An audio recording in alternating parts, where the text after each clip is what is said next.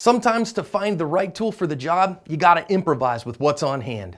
Thanks to Wilderness Tactical Products for sponsoring today's video. Look for a link in the description for $5 off on the ankle first aid kit that I wear every day. Hi everyone, this is John with today's active self-protection lesson out of Youngstown, Florida in the US. Here we're going to see a Florida deputy who's going to end a standoff with a hammer-wielding man with a can of beans. Yes, I mean it, with a can of beans. Let's watch and see what happens, and then we'll come back and think about some lessons. Major Jimmy Stanford, if you go read the news story, was actually called to this scene while he was on his way to lunch with these guys because they had what they said was a deranged man. They had heard shots fired, but turns out the guy actually had a hammer. And so that's where the action picks up as they followed him inside.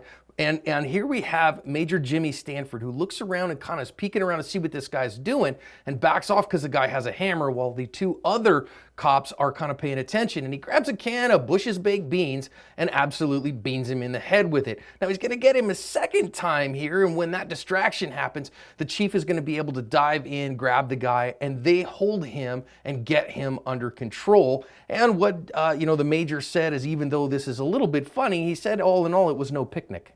Well, hey, I mean, it worked, right? If you like getting lessons like this and you don't want to miss a one, make sure you hit that subscribe button and you turn on the notification bell so that every day when we post a new video, you get a notification and you can watch. I think there are some significant lessons to think about out of this one. Number one, about using improvised tools instead of purpose-built tools, and when they're right and when they're not. Number two, about using your opportunity when it comes and knowing when it's your turn. And number three, working with partners effectively to end the threat.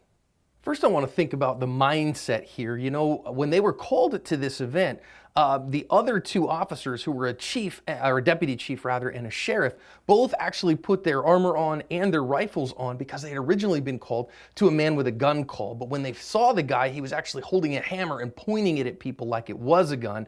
And so then they decided to pursue him inside and see if they could, apprehend him with less lethal means. And I think that that's really admirable, but of course for, a non-sworn, for a private citizen, your better option would just be to get the heck out of there, but maybe a good idea to have a less lethal tool on you as well. Now, I love that when the major comes around the corner here, you notice he's kind of poking his head around, trying to see if he can get, an ambush on this guy and launch a counter ambush and get around to a place where he can surprise him. And I think that that was really wise because they had multiple officers, but what they have to do here is those officers have to be able to communicate so that they know what each other are doing. But trying to find the element of surprise here, see if he can jump him. He said he backs off because the guy saw him, okay? So he gets out of the way and stays at distance from the hammer.